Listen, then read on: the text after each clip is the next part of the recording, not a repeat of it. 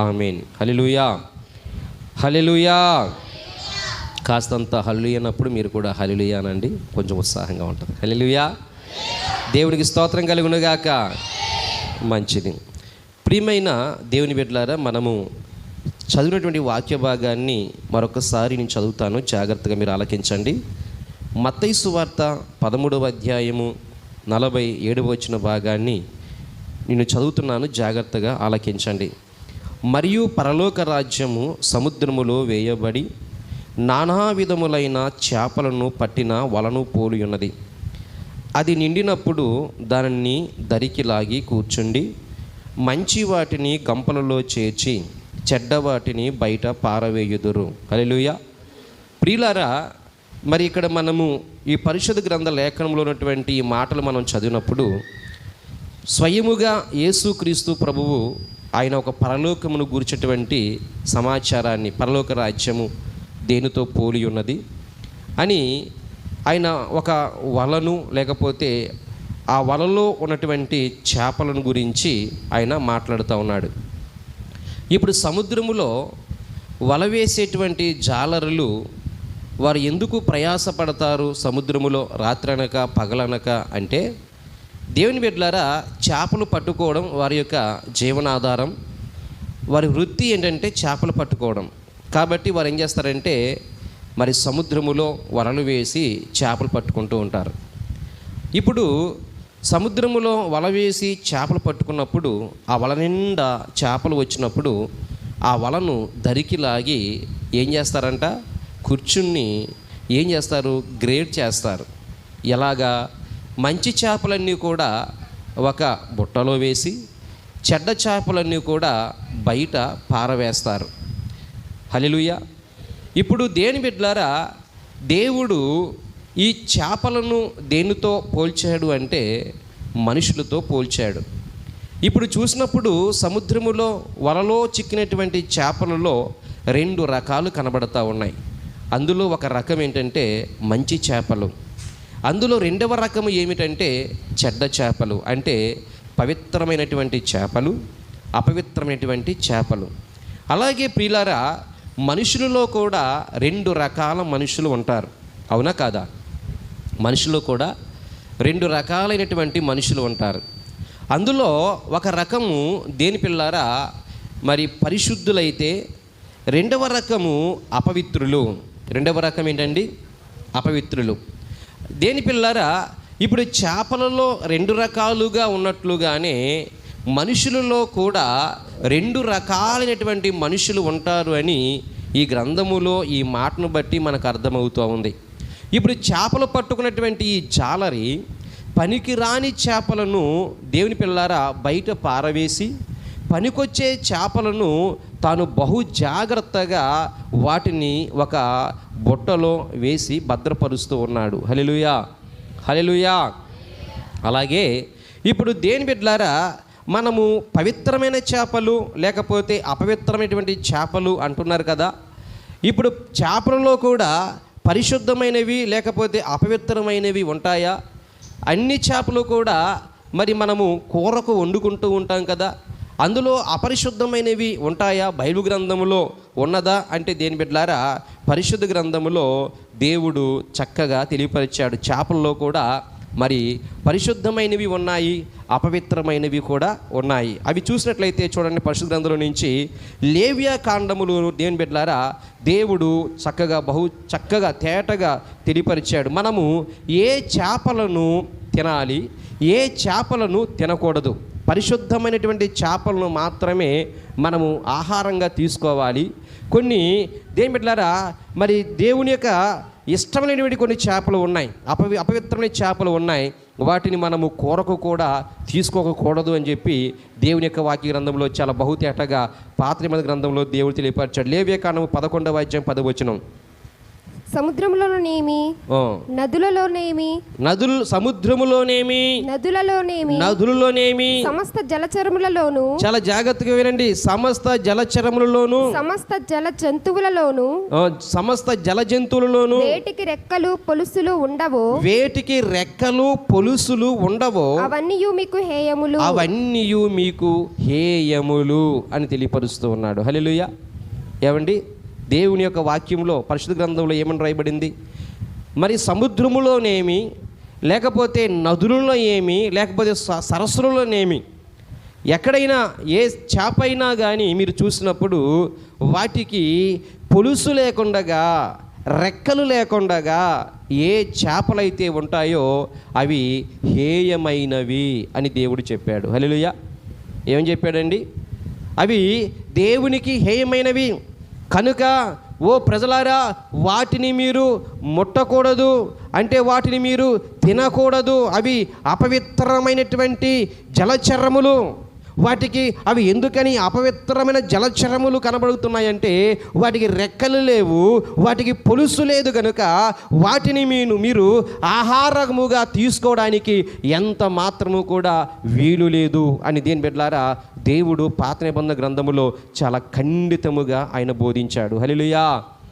ఏమండి, మరి పొలుసు లేనివి, రెక్కలు లేనటువంటి చేపలు ఉంటాయా అంటే ఉంటాయి. మీరు చూశారు. ఏం తెలుసా? క్యాట్ ఫిష్ ఉంటుందా? దానికి పొలుసు ఉంటుందా? పొలుసు ఉండదు. ఇంకా చూస్తే దేని బిడ్డలారా మరొక చేప, క్యాట్ ఫిష్ను పోలినటువంటి చేపే పంగాస్. దానికి కూడా పొలుసు ఉండదు, రెక్కలు ఉండవు, ముళ్ళు ఒక్కటి మాత్రమే ఉంటుంది. కాబట్టి దేవుని యొక్క ధర్మశాస్త్ర ప్రకారం దేని బిడ్డలారా ధర్మశాస్త్రము అనగా మరి బైబిల్ గ్రంథాన్ని చాలా భాగాలుగా విభజించారు. ధర్మశాస్త్ర గ్రంథాలు దేని బిడ్డలారా పరిశుద్ధ గ్రంథములో 5 గ్రంథాలు ఉన్నాయి. అందులో ఒకటి ఆదికాండము, నిర్గమాకాండము, లేవ్యకాండము, సంఖ్యాకాండము, ద్వితీయోపదేశ కాండం. ఈ 5 కాండాలను కూడా ఏమంటారంటే ఒకే పుస్తకముగా ధర్మశాస్త్ర గ్రంథము అని పిలుస్తారు. హల్లెలూయా. కాబట్టి ఈ ధర్మశాస్త్ర గ్రంథములో దేవాది దేవుడు మోషే గారి ద్వారా తెలియపరిచే విషయం ఏమిటంటే, ఓ ప్రజలారా, మీరు చేపలలో పొలుసును అలాగే రెక్కలను లేనటువంటి చేపలను మీరు ఆహారముగా తీసుకోకూడదు అని దేని బిడ్డలారా దేవుడు చాలా స్పష్టముగా తెలియపరిచాడు. హల్లెలూయా.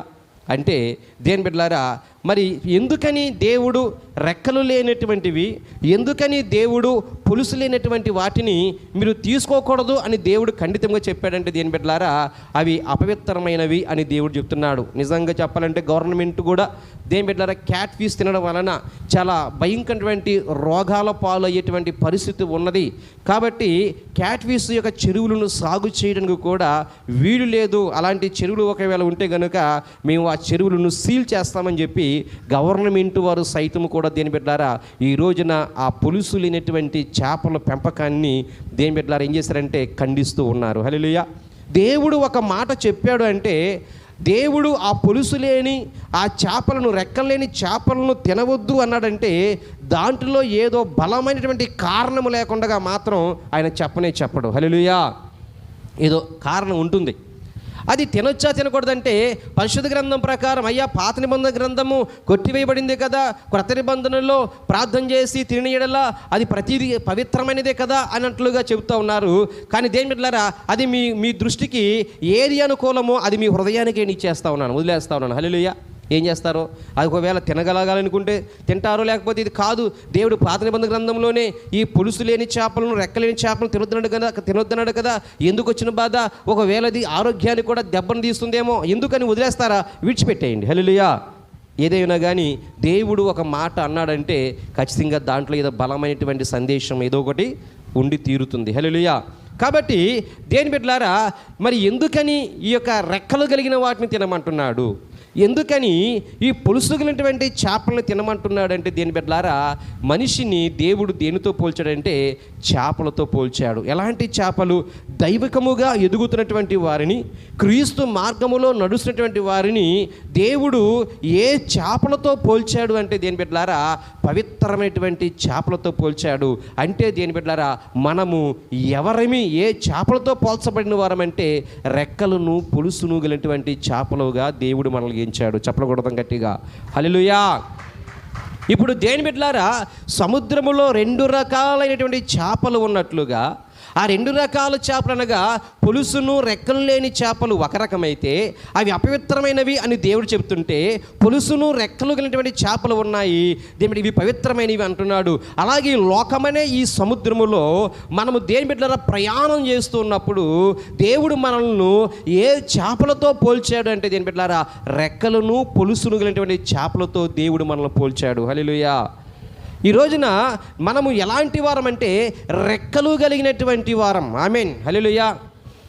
రెక్కలు కలిగినటువంటి చేపలు దేని బిడ్డలారా, నీటి ప్రవాహము అది ఎంత గొప్ప ప్రవాహమైనా కానీ ఈ రెక్కలు కలిగిన చేప ఏం చేస్తుందంటే ఆ నీటి ప్రవాహానికి అది ఈదుకుని వెళ్ళి అది చేరాలనుకునే స్థలానికి అది ఖచ్చితంగా చేరుతుంది. హల్లెలూయా. అలాగే ఈ రోజున క్రైస్తవుడు దేని బిడ్డలారా, రెక్కలు కలిగినటువంటి చేపను పోలి ఉన్నాడు. ఆమేన్ హల్లెలూయా. ఎలాగండి?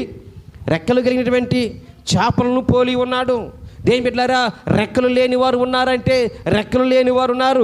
రెక్కలు కలిగిన వారి యొక్క స్థితి ఎలాగుంటుందో, రెక్కలు లేని వారి స్థితి ఎలాగుంటుందో ఈరోజు ప్రభు దేని బిడ్డలారా నేను మీకు ఒక విషయాన్ని చెప్పాలని, పరిచయం చేయాలని ప్రభు పేరిట మనవి చేస్తున్నాను. హల్లెలూయా. ఇశ్రాయేలు ప్రజలు దేని బిడ్డలారా ఐగుప్తు దేశం నుంచి మోషే యొక్క సహాయము ద్వారా మోషేను దేవుడు నాయకుడిగా ఎంచుకున్న సమయంలో దేని బిడ్డలారా ఎర్ర సముద్రం 2 పాయలుగా అయ్యింది.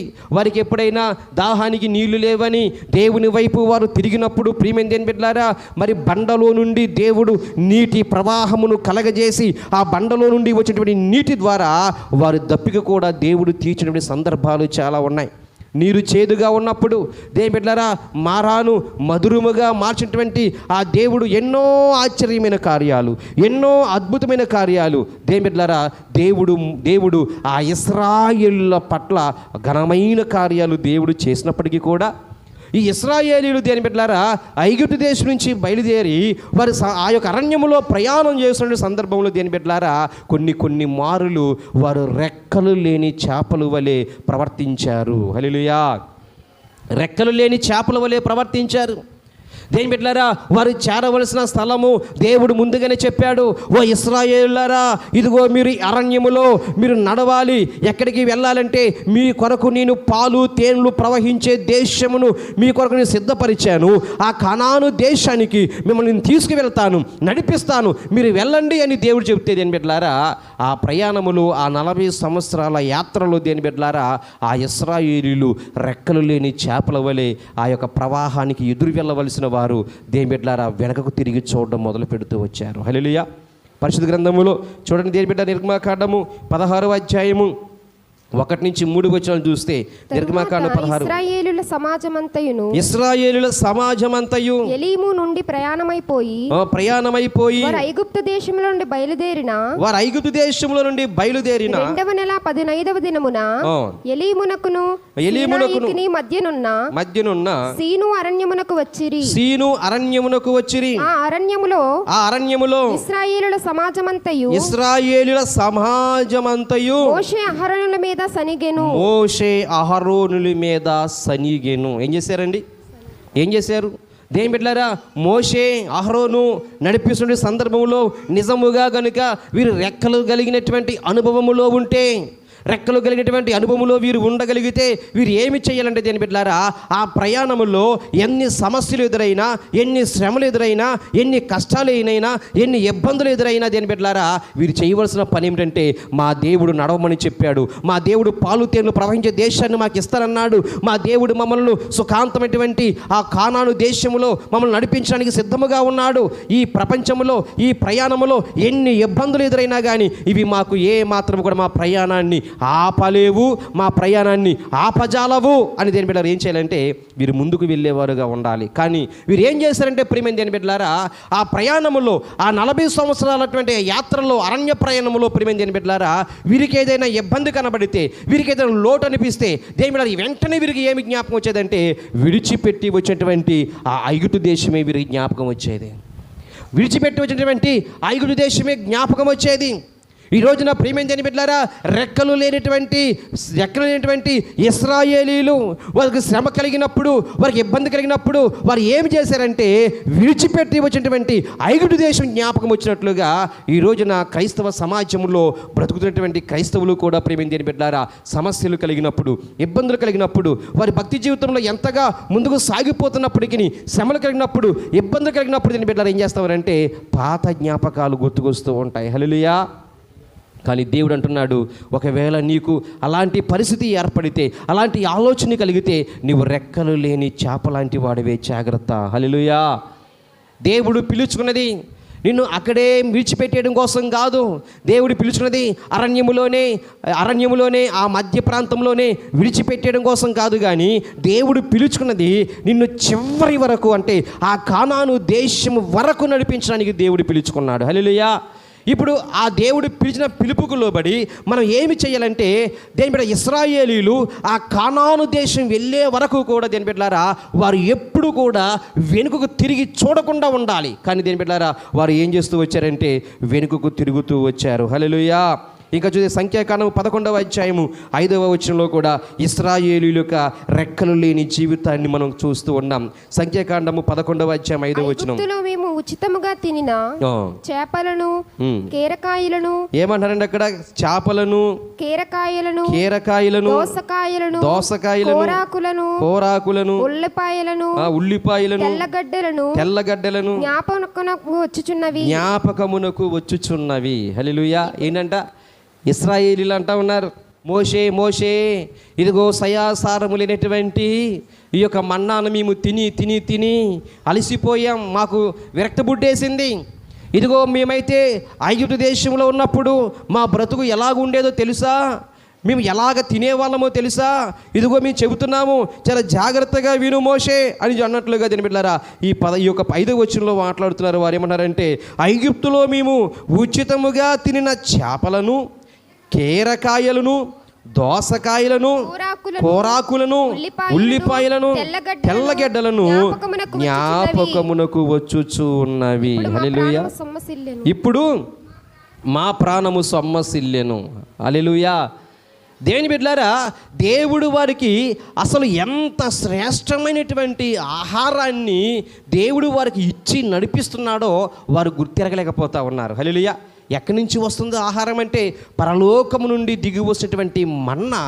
వారు ఆ మన్నాను రుచించలేకపోయారు. దేని బిడ్డలారా మీరు గమనించండి, దేవుడు తినమన్నటువంటి పదార్థాలు మనము తింటే ఎప్పటికీ ఎన్నటికీ మనము దేని బిడ్డలారా అనారోగ్య పరిస్థితుల్లోనికి వెళ్ళిపోం. హల్లెలూయా. దేవుడు తినవద్దు అన్నటువంటి వాటిని మనం తింటే గనుక ఖచ్చితంగా దేని బిడ్డలారా ఏదో ఒక ప్రమాదానికి గురవుతూ ఉంటాం. హల్లెలూయా. ఇప్పుడు దేని బిడ్డలారా ఇశ్రాయేలు ప్రజలు అరణ్యములో వారి కాలినడకన నడుస్తూ ఉంటే వారు అలసిపోవట్లేదు, వారు సోలిపోవట్లేదు. దేని బిడ్డలారా వారు బలహీనులు కావట్లేదు, వారు బలవంతులుగా ఉన్నారు, వారి శక్తివంతులుగా ఉన్నారు. వారి చూపు కూడా మందగిల్లిపోవట్లేదు, వారి శక్తి కూడా బలహీనమైపోవట్లేదు. కారణం ఏంటి తెలుసా దేని బిడ్డలారా?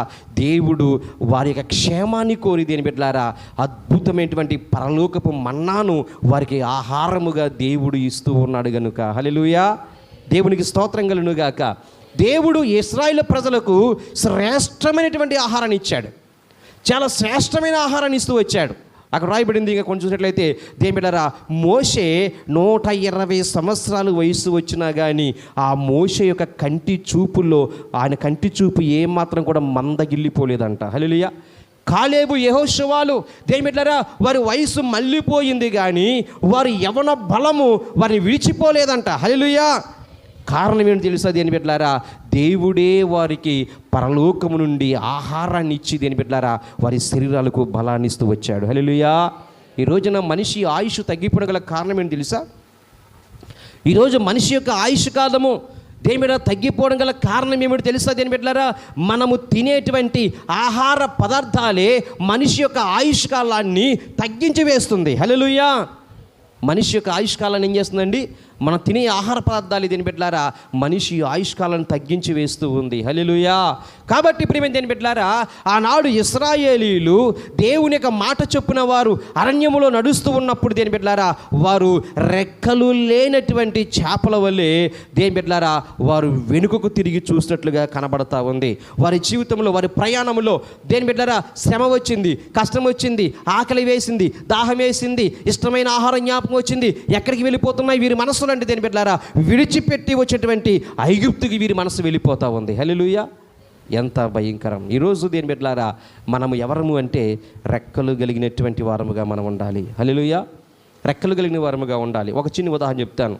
దేని బిడ్డలారా మరి ఇది పరిశుద్ధ గ్రంథములో ఉన్నటువంటి మాట కాదు, కానీ చరిత్ర గ్రంథములో నేను చదివినటువంటి ఒక మాటను మీకు నేను తెలియపరుస్తూ ఉన్నాను. దేని బిడ్డలారా నీరో చక్రవర్తి కాలంలో నీరో చక్రవర్తి దేని బిడ్డలారా ఆనాడు యెరూషలేం పట్టణాన్ని పరిపాలన చేశాడు. పరిపాలన చేసినప్పుడు అది మొదటి శతాబ్ద కాలం, అంటే అపోస్తుల కాలం. అది చాలా జాగ్రత్తగా వినాలి. అది అపోస్తుల కాలం. అప్పుడే సంఘము కట్టబడి సంఘము వ్యాప్తి చెందుతున్నటువంటి కాలం అది. అప్పుడే అనేక మంది క్రీస్తు రక్షకుడని, క్రీస్తు విమోచకుడని వారి హృదయంలో స్వీకరించి దేవుని యొక్క అడుగుజాడలో నడవడం కోసం ముందుకు సాగుతున్నటువంటి ప్రారంభ దశటువంటి సంఘం అది. హల్లెలూయా. అలాంటి కాలంలో నీరో చక్రవర్తి దేని బిడ్డలారా ఒక భయంకరమైనటువంటి నిందను క్రైస్తవుల మీద మోపాడు. ఏంటి తెలుసా? నీరో చక్రవర్తి యొక్క రాజ్య విస్తరణకు, లేకపోతే తన యొక్క భవనము విస్తరణ కొరకు ప్లేసు లేదని, స్థలము సరిపోలేదని ఏం చేశాడంటే దేని బిడ్డలారా ఆ రాజ్యమునకు ప్రక్కన 2 భాగాలలో నిప్పంటించి ఆ యొక్క గృహాలన్నీ కూడా కాల్చివేయడం మొదలుపెట్టాడు. కాలిపోతూ ఉన్నాయి. కాలిపోతూ ఉన్నప్పుడు ఈ నీరో చక్రవర్తి యొక్క శత్రువులు ఇది ఎవరి వలన జరిగిందో తెలుసా? ఇది కేవలము నీరో చక్రవర్తి నిప్పంటించాడు అనేటువంటి వార్తను దేని బిడ్డలారా ఆ యొక్క ప్రాంతంలో వెల్లడి చేస్తూ ఉంటే ఆ నీరో చక్రవర్తి మీదకి వచ్చేటువంటి ఆ నింద తన మీద నుండి తొలగించుకోవడానికి తను చేసినటువంటి పని ఏమిటి తెలుసా? అమాయకమైనటువంటి క్రైస్తవుల మీద ఆ నేరాన్ని మోపాడు. హల్లెలూయా. ఇక్కడ ఈ యొక్క 2 భాగాలు కాలిపోయినటువంటి ఈ 2 భాగాలు కూడా ఎవరి వలన తగలబడిపోయాయి అంటే క్రైస్తవులే తగలబెట్టారు అనేటువంటి వార్తను దీని బిడ్డలారా నీరో చక్రవర్తి చెప్పగానే ఆనాడు మొదటి శతాబ్దంలో అనేక మంది క్రైస్తవులను దేని బిడ్డలారా అనేక మంది క్రైస్తవులను రాళ్లతో కొట్టి చంపారు. దేని బిడ్డలారా అనేక మంది క్రైస్తవులను దేని బిడ్డలారా ఇక చెప్పాలంటే ఎద్దుల కొమ్ములతో పొడిపించి చంపారు.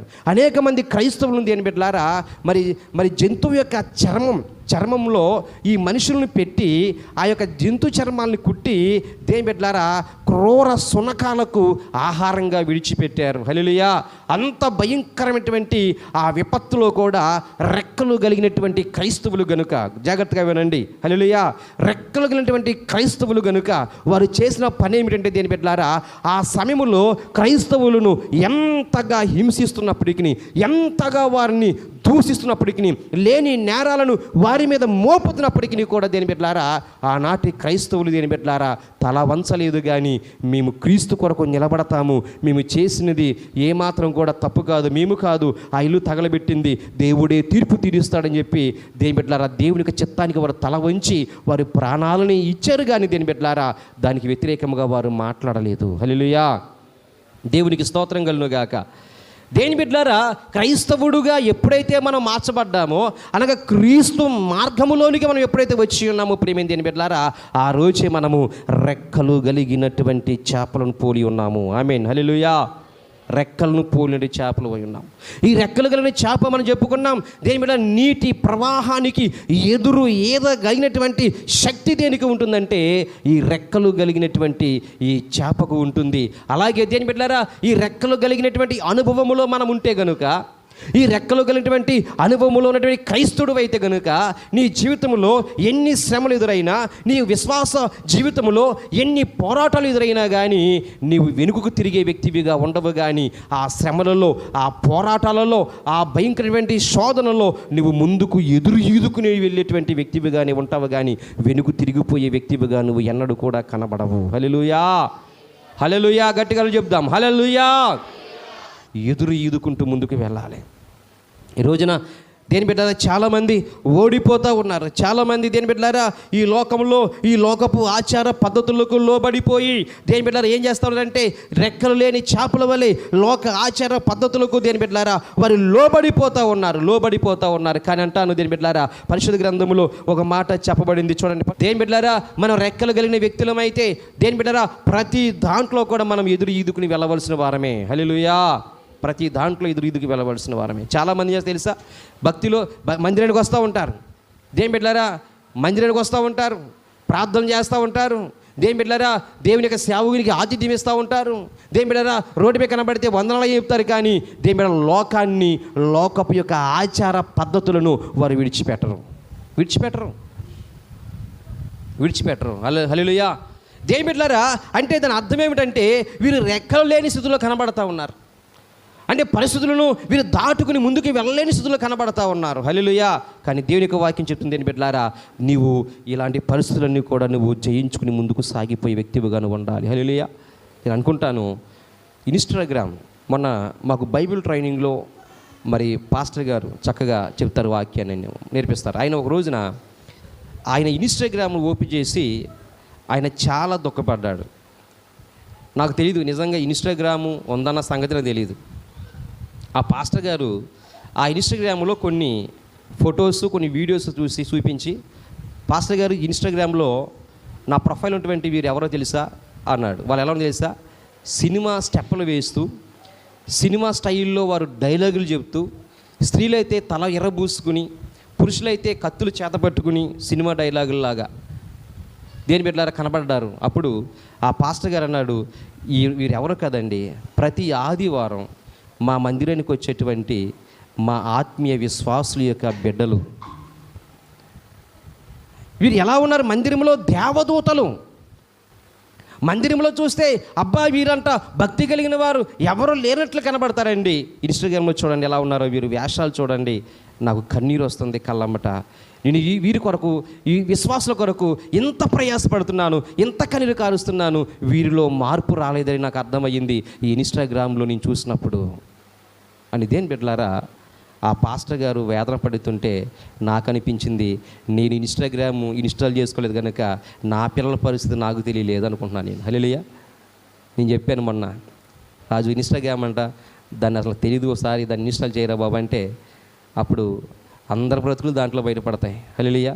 ఎవరు సినిమా డైలాగులు మాట్లాడుతున్నారు, ఎవరు పెద్దరాయులు వేషాలు వేస్తూ ఉన్నారు, ఎవరు సినిమా పాటలకి సైడు డబ్బింగ్ చేస్తూ ఉన్నారు, ఇవన్నీ కూడా బయటపడతాయి.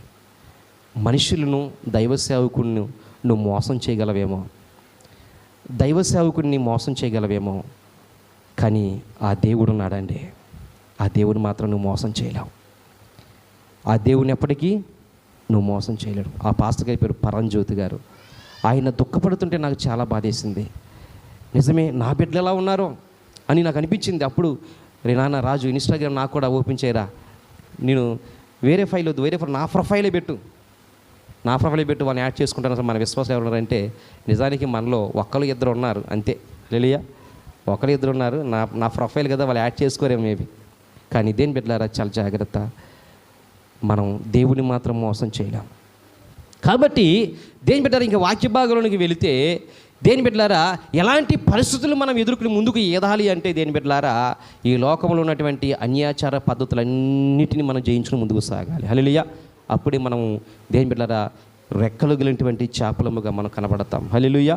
ఇంకా మనం ముందుకు వెళ్ళినట్లయితే దేని బిడ్డలారా ఈ చేప అంటే దేని బిడ్డలారా పరిశుద్ధమైనటువంటి ఈ చేపకు మరొకటి కలిగి ఉండాలి, పులుసు కలిగి ఉండాలి. హల్లెలూయా. ఏదండి మంచి చేపలు ఒకటి ఉంది ఏంటి, ఆ మంచి చేపల లక్షణం ఏంటంటే రెక్కలు కలిగి ఉండాలి. ఆ రెక్కలు ఎలాంటి పరిస్థితినైనా ఎదుర్కొని ముందుకు వెళ్ళగలుగుతుంది కనుక రెక్కలు కలిగి ఉండాలి. రెండవది పులుసు కలిగిన చేప ఉండాలి. హల్లెలూయా. ఇప్పుడు ఈ పులుసు దేనికి సాదృశ్యముగా కనబడతా ఉంది అంటే దేని బిడ్డలారా అది పులుసు దేని బిడ్డలారా ఆ చేపకు తనను కాపాడుకోవడానికి కవచముగా పనిచేస్తుంది. హల్లెలూయా. తనను తాను కాపాడుకోవడానికి ఆ పులుసు తనను తాను భద్రపరచుకోవడానికి అది ఒక కవచముగా పనిచేస్తుంది. మీరు చూడండి, క్యాట్ ఫిష్కు ఏదైనా గాయమైనప్పుడు మీరు చూడండి, దాన్ని చర్మం బ్లేడుతో ఎలా కట్ చేస్తే 2 పాయలుగా ఇడిపినట్లుగా కనబడుద్ది. క్యాట్ ఫిష్ కానీ ఫంగస్ కానీ దానికి దెబ్బ తగిలితే క్లియర్గా అర్థమైపోద్ది దానికి దెబ్బ తగిలిందని. కానీ పులుసుగినటువంటి చేప శీలవతో లేక బొచ్చో దానికి పైన ఎలాగ చీల్చినా కానీ దానికి ఆ గాయం అవ్వకుండా పులుసు ఏం చేస్తుందంటే కవచంలాగా అడ్డుకుంటుంది. హల్లెలూయా, దేవునికి స్తోత్రం కలుగును గాక. ఇప్పుడు ఈ యొక్క అనుభవంలో మనము పొలుసుగినటువంటి అనుభవంలో మనము ఉండాలి అంటే ఏమిటయ్యా అంటే దేని పెట్టారా, నీవు ప్రార్థన అనేటువంటి కవచమును, దేవుని యొక్క వాక్యము అనేటువంటి కవచమును, దేవుని పెట్టారా విశ్వాసం అనే కవచమును నీవు ధరించుకుని దేవుని సన్నిధిలో ముందుకు సాగాలి. హల్లెలూయా, దేవునికి స్తోత్రం కలుగును గాక. హల్లెలూయా. అందుకే మన భక్తి విధానాన్ని మనం కాపాడుకోవాలి, మన విశ్వాసాన్ని మనం కాపాడుకోవాలి. దేని బిడ్డలారా, మన యొక్క ఈ విశ్వాస యాత్రలో మనం కొనసాగుతున్నప్పుడు మన యొక్క భక్తి జీవితాన్ని, మన యొక్క పరిశుద్ధ జీవితాన్ని మనం కాపాడుకోవాలి. మన పరిశుద్ధమైన జీవితాన్ని మనం కాపాడుకోలేకపోతే లోకములో ఉన్నవాడు, సంఘములో ఉన్నవాడు ఒకడే, ఇద్దరికి ఏమాత్రం కూడా వ్యత్యాసం లేదు. హల్లెలూయా. ఎప్పుడైతే మనము సంఘములో ఉన్నామో దేని బిడ్డలారా, మనము సంఘములో ఎలాగా దేవునికి కనబడాలని మనం ప్రయత్నం చేస్తున్నామో లోకములో జీవిస్తున్నటువంటి మనము కూడా దేని బిడ్డలారా అదే పరిశుద్ధతను కలిగి జీవించాలి. హల్లెలూయా. పరిశుద్ధతలో మార్పు రాకూడదు. దేని బిడ్డలారా, ఈ పరిశుద్ధత నిన్ను ఏమి చేస్తుందంటే అపవాది అయినటువంటి సాతానుడు నీ మీద దాడి చేయకుండగా, ఈ అపవాదుడు సాతానుడు నీ మీద తను ఏమాత్రం కూడా హాని చేయకుండగా ఈ పరిశుద్ధత అనబడినటువంటి ఈ కవచం, ఈ పరిశుద్ధత నిన్ను ఏం చేస్తుందంటే దేవుని సన్నిధిలో కాపాడుతుంది. హల్లెలూయా, దేవునికి స్తోత్రం కలుగును గాక. హల్లెలూయా. కాబట్టి 1 యోహాను పత్రిక 5వ అధ్యాయము 18వ వచన భాగాన్ని చదివితే దేని బిడ్డలారా అక్కడ పులుసుకు సంబంధించినటువంటి ఒక కవచమును దేవుడు మనకు ఉంచాడు. 1 యోహాను 5వ అధ్యాయం 18వ వచనం, దేవుని మూలముగా పుట్టిన వారు పాపము చేయుడని ఎరుగుదుము. దేవుని మూలముగా పుట్టినవాడు తనను భద్రము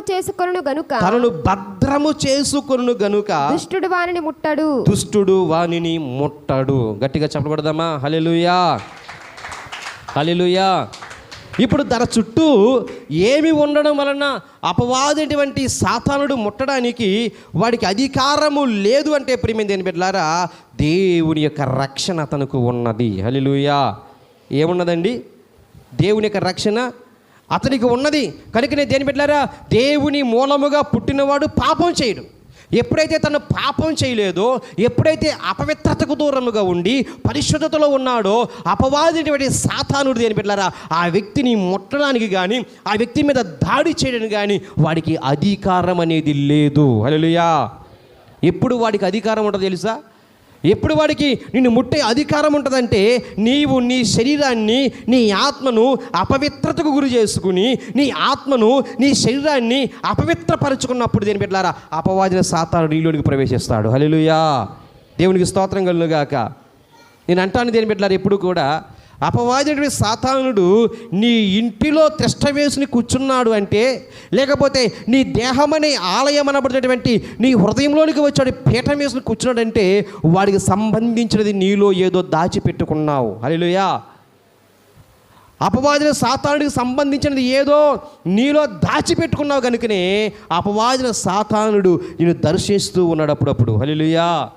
అప్పుడప్పుడు వస్తూ ఉంటాడు, వెళ్తూ ఉంటాడు. అంటా నేను దారంలో వెళ్తూ ఉన్నాను, ఒక ఊరు వెళ్తూ ఉన్నాను. ఆ ఊరిలో మా అక్కయ్య గారిని ఒక వ్యక్తికి ఇచ్చి వివాహం చేశాను. ఇప్పుడు ఆ దారి మార్గాన్ని వెళ్ళవలసి వచ్చింది. ఇప్పుడు నాకు ఎవరు జ్ఞాపకం వస్తారు? మా అక్క గుర్తుకు వస్తుంది. ఇప్పుడు మా అక్కయ్య గారిని ఈ గ్రామంలోనే ఇచ్చి వివాహం చేశాం కదా, ఇక్కడ నాకు సంబంధించినటువంటి వ్యక్తి ఉన్నారని చెప్పి చేస్తారంటే అటువైపుకి వెళ్ళేవాడిని నేను పలకరించడానికి హలో అక్క బాగున్నావా అనడానికి వెళ్తాను. అవునా కదా? ఎందుకని నాకు సంబంధించిన వ్యక్తి అక్కడ ఉంది ఆ గ్రామంలో. అలాగే దేని మీద అపవాదైన సాతానుడికి సంబంధించినది నీలో కానీ నీ ఇంటిలో కానీ ఒకవేళ ఉంటే వాడు దారమ్మట పోవలసిన వాడు నీ ఇంటికి వచ్చి హలో అక్క బాగున్నావా అంటాడు అపవాది. హల్లెలూయా. అంతే మరి. అప్పుడు శరీరంలో బలహీనతలు రావచ్చు, దేని మీద అప్పుడు ఇంటిలో సమస్యలు రావచ్చు, అపవాదిన సాతానుడు గనుక నీ ఇంటిలో పీఠం వేసుకుని వాడు కూర్చున్నాడా, భార్యాభర్తల మధ్య సమాధానం ఉండదు, తండ్రి కుమారుల మధ్య సంతోషం ఉండదు, కుటుంబంలో ఐక్యత ఉండదు, కుటుంబం అంతా కూడా గందరగోళంగా మారిపోద్ది, సమాధానం కరువైపోద్ది. వాడి పని అది, సమాధానం లేకుండా చేయడం, వాడి పని ఐక్యత లేకుండా చేయడం, వాడి పని ఇంట్లో నెమ్మది లేకుండా చేయటం. హల్లెలూయా. కాబట్టి నేను అంటాను, అపవాదిన సాతానునికి సంబంధించినది ఒకవేళ నీ ఇంటిలో నీలో ఉంటే గనుక దాన్ని పూర్తిగా తీసేయాలి. హల్లెలూయా. కొంతమంది ప్రార్థనకు వస్తారు, తాయితులు కట్టించుకుంటారు. కొంతమంది ప్రార్థనకు వస్తారు, చేతికి మెడకి కాలికి కూడా దేని పెట్టారా నల్లటి తాళ్ళు ఉంటాయి. హల్లెలూయా. వాడు రాడా? అవి ఎవరికి సంబంధించినవి? వాడు మంత్రం వేసి మంత్రం చెప్పించి తూ తూ తూ తూ అని మంత్రం చేసి నీ కాలు కడతాడు. ఇప్పుడు ఆ అపవిత్రాత్మ సంబంధించినది నీ కాలుకో నీ చేతుకో నీ మెడకో ఉంటే వాడు వచ్చి ఏం చేస్తాడంటే నీ మెడ చుట్టూ చుట్టేస్తాడు. హల్లెలూయా. జాగ్రత్త. నీ దేవుణ్ణి కాదని నువ్వు బయటికి వెళ్ళావు అంటే దాని అర్థమేమో తెలుసా? నీ దేవుణ్ణి వదిలి నువ్వు బయటికి వెళ్ళి మంత్రం వేయించుకున్నావంటే అర్థమేమో తెలుసా? నీ దేవుడు అసమర్థుడు అని. ఇంకంతకంటే నీ గొప్పగా ఇంకేం చెప్పలేను. నీ దేవుడు అసమర్థుడు అని నువ్వు ప్రత్యేకంగా చెప్పకపోయినా పరోక్షకంగా తెలిసిపోతుంది. నేను తెలుసా, నా దేవుడి వల్ల కాదు గనుక నేను వెళ్ళి తాయిత్తు కట్టించుకుంటానని అర్థం ఏంటి తెలుసా? నీ దేవుడు అసమర్థుడు అని నువ్వు అంచనా వేశావు. అన్నప్పుడు దేవుడు నీళ్ళు ఎందుకుంటాడు? ఇదే మరి అహజ్యాతో అంటాడు. అహజ్యా మేడ మించి పడినప్పుడు దేని బిడ్డలారా, ఆ బయల్జెబూలు దేవత దగ్గరికి వెళ్ళి నేను ఎంతకాలం బ్రతకనా చచ్చిపోతానా కనుక్కుని రమ్మని పంపిస్తే దారి మార్గంలో ఏలియా ఎదురయ్యి అంటాడు. ఏలియా అంటాడు, ఇదిగో జీవం కలిగిన దేవుడు నాతో మాట చెప్పాడు, ఇదిగో అహజ్యా ఎక్కిన మంచం దిక్కుండగా చస్తాడని చెప్పు. ఎందుకో తెలుసా? ఇశ్రాయేలు మధ్యన దేవుడు అన్నవాడు లేడనుకున్నాడా ఏంటి? ఇశ్రాయేలు మధ్యన సర్వశక్తి కలిగిన దేవుడు ఉన్నాడు, ఆయన లేడు అని అనుకున్నాడు కనుకనే బయల్జెబూలు దగ్గరికి మిమ్మల్ని పంపించాడు. కాబట్టి ఎక్కిన మంచం దిగకుండా చస్తాడని అహజ్యాకు చెప్పు అన్నాడు. హల్లెలూయా. ఎక్కిన మంచం దిక్కుండగానే చచ్చిపోయాడు. ఈ రోజున ప్రియమైన బిడ్డలారా, నీవు నీ పరిశుద్ధతను కాపాడుకోవాలి. ఎలాగా అంటే దేని బిడ్డలారా, నువ్వు దేవుని మీద ఆనుకున్న నీవు, దేవుని మీద ఆధారపడి నీవు ఎన్ని సమస్యలు వచ్చినా, ఎన్ని ఇబ్బందులు వచ్చినా, ఎన్ని కష్టాలు వచ్చినా కానీ దేని బిడ్డలారా, నీవు దేవుని వైపు చూస్తూనే ఆ శ్రమలలో ఆ సమస్యలలో నువ్వు రెక్కలు కలిగిన చేప వలె ఉన్నావు కనుక, నువ్వు పొలుసుగిన చేప వలె దేవుడు ఎంచుకున్నావు కనుక నువ్వు ఎదురు ఈదే అనుభవంలో ఉండాలి. కానీ సమస్యలను బట్టి, శ్రమలను బట్టి, కష్టాలను బట్టి నువ్వు ప్రక్కదారులకు వెళ్ళిపోయేటువంటి వ్యక్తివిగా నీవు ఉండకూడదు. హల్లెలూయా. దేవునికి స్తోత్రం కలుగును గాక.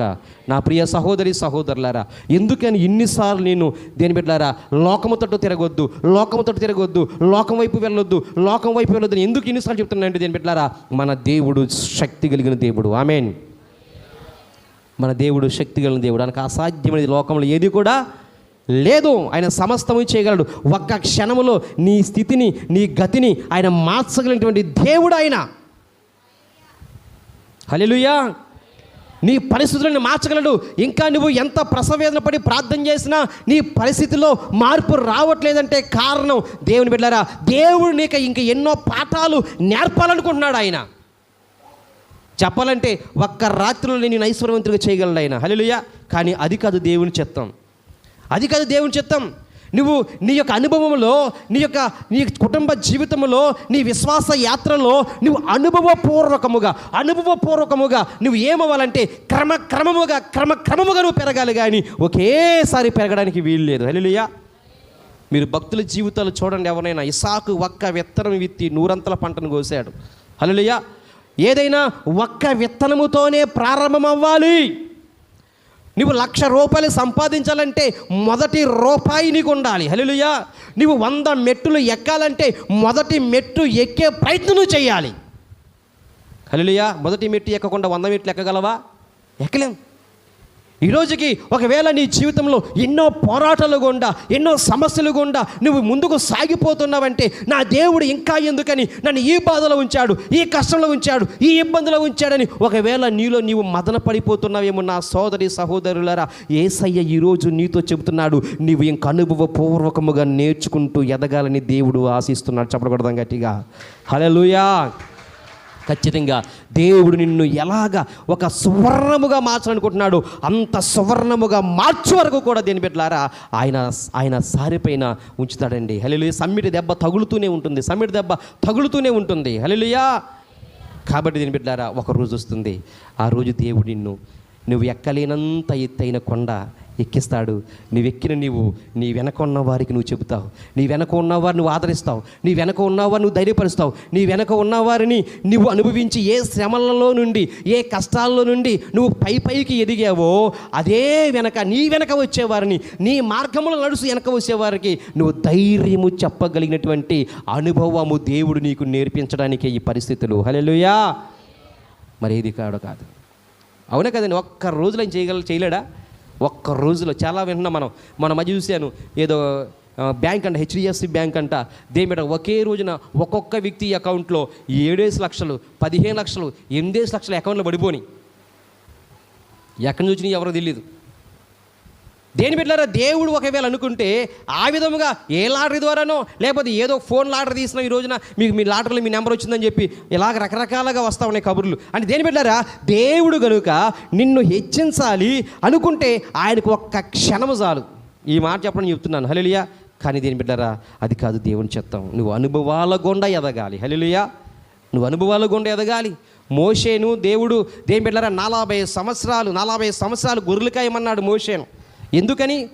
గొర్రెలు కాయడం వల్ల తను ఏం నేర్చుకున్నాడంటే గొర్రెలను ఎలాగ కాయాలో, గొర్రెలను కాసే సమయంలో ఆ గొర్రెలు ఎలాగ విసిగిస్తాయో, అవి విసిగించినప్పుడు కూడా నేను ఎలాగ గుండె నిబ్రత కలిగి, ఓపిక కలిగి, ఓర్పు కలిగి ఎలాగ వాటిని నేను మరలా మంచి మార్గంలో మళ్లించాలో ఇవన్నీ కూడా అనుభవాలు మోషేకి. ఆ భయంకరమైనటువంటి ఆ కారు ఎండలో తాను తిత్తులోనికి తీసుకువెళ్ళిన నీళ్లు అయిపోయినప్పుడు తన నాలుక దవడకి అంటుకుపోతున్నప్పుడు ఆ సహనము, ఆ నిరీక్షణ, ఆ ఓర్పు ఎలాగా నేర్చుకోవాలో దేవుడు మోషేకు నేర్పించాడు. హల్లెలూయా. 40 సంవత్సరాలు ట్రైనింగ్ చేసిన తర్వాత, 40 సంవత్సరాలు మోషేను బలంగా నలిపిన తర్వాత, ట్రైనింగ్ ఇచ్చిన తర్వాత అప్పుడు ఇశ్రాయేలు గొర్రెలను తోడుకు రావడానికి దేవుడు నియమించాడు. హల్లెలూయా. దేని బిడ్డలారా దేవుడు మనకు అనుభవాల గుండా తీసుకువెళ్తున్నాడు. హల్లెలూయా. కాబట్టి ఇప్పుడు మేము దేని బిడ్డలారా జాగ్రత్త, మనము రెక్కలు కలిగిన పులుసు కలిగినటువంటి విశ్వాసులము. ఆమేన్. ఎదురవుతున్న పరిస్థితులు మనం ఎదుర్కోవాలి. ఇంకో మాట చెప్తాను. కొలస్సీలో అపోస్తులైనటువంటి పౌలుని వెంబడించేటువంటి తీమోతి, అపోస్తులైన పౌలుకి ప్రియ శిష్యుడు ఎవరంటే తీమోతి. ఈ తీమోతి కొలస్సీలో ఆయన నివాసం ఉంటున్నప్పుడు అక్కడ ఒక జాతర, అన్య దేవత యొక్క జాతర జరుగుతూ ఉంది, తిరణాలు జరుగుతూ ఉంటే ఆయన వారి ముందు నిలవబడి ధైర్యంగా, మీరు దేవుని యొక్క చిత్తానికి వ్యతిరేకముగా చేస్తూ ఉన్నారు, ఇది దేవుని యొక్క చిత్తము కాదు అని ఈ తీమోతి వారి ముందు నిలవబడి అది ఖండించినందుకు తీమోతి గారిని దుడ్డి కర్రలతో బలమైనటువంటి దెబ్బలు కొట్టి మెదడంతా కూడా చిన్న భిన్నమైపోయిన దెబ్బలు కొట్టగా 2 రోజుల తర్వాత తీమోతి తన ప్రాణాన్ని విడిచిపెట్టాడు. హల్లెలూయా. తీమోతి తన ప్రాణాన్ని విడిచిపెట్టాడు. దేవుని బిడ్డలారా చాలా జాగ్రత్తగా ఆలకించండి. ఈ లోకంలో శ్రమలు రావా అంటే శ్రమలు వస్తాయి. ఈ లోకంలో కష్టాలు రావంటే కష్టాలు వస్తాయి. కానీ తుది విజయం మాత్రం నీది నాది అవుతుంది. హల్లెలూయా. దేవునికి స్తోత్రం కలుగుగాక. శ్రమలు ఉన్నాయని, ఇబ్బందులు ఉన్నాయని దేని బిడ్డలారా వీరు రెక్కలు లేని చేపల వలె బయటకు వెళ్ళిపోలేదు, కానీ రెక్కలు కలిగిన చేపల వలె వీరు ఎదురుకుంటూ విజయం వైపు ముందుకు సాగిపోయారు. హల్లెలూయా. ఈరోజు ప్రియమైన దేని బిడ్డలారా మనము దేవుని యొక్క చిత్తంలో రెక్కలను పులుసును కలిగిన వారముగా ఉన్నాం. ఈ పులుసును కలిగిన అనుభవంలో మనం ఉన్నామంటే మనల్ని మనం భద్రం చేసుకుంటాం, మన విశ్వాసాన్ని మనం కాపాడుకుంటాం.